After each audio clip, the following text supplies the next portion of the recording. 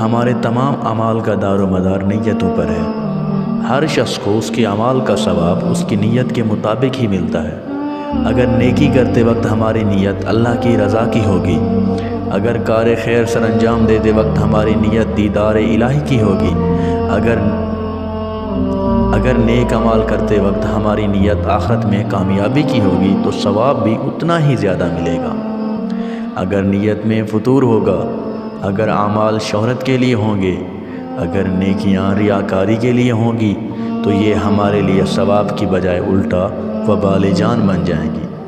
ہمارے پیغمبر حضرت محمد صلی اللہ علیہ وآلہ وسلم کا فرمان ہے، اعمال کا دار و مدار نیتوں پر ہے، اور ہر شخص کو وہی ملے گا جس کی اس نے نیت کی ہوگی۔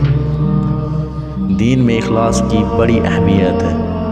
جو جس میں روح کا مقام ہے وہیں عبادت میں اخلاص کا مقام ہے۔ اخلاص عبادت کا لب لباب ہے۔ اخلاص قبولیت اعمال کی بنیادی شرط ہے۔ اگر نیت میں اخلاص نہ ہو تو عبادت ضائع ہو جاتی ہے۔ اگر نیت میں اخلاص نہ ہو تو نیکیاں برباد ہو جاتی ہیں۔ اگر نیت میں اخلاص نہ ہو تو اچھے اعمال درجہ قبولیت کو نہیں پاتے۔ اللہ صرف وہی عمل قبول کرتا ہے جو خالص اس کی رضامندی کے لیے کیا جائے۔ اللہ ہماری رضا کی حرکتوں کو نہیں دیکھتا بلکہ ہمارے دل کے خلوص کو دیکھتا ہے۔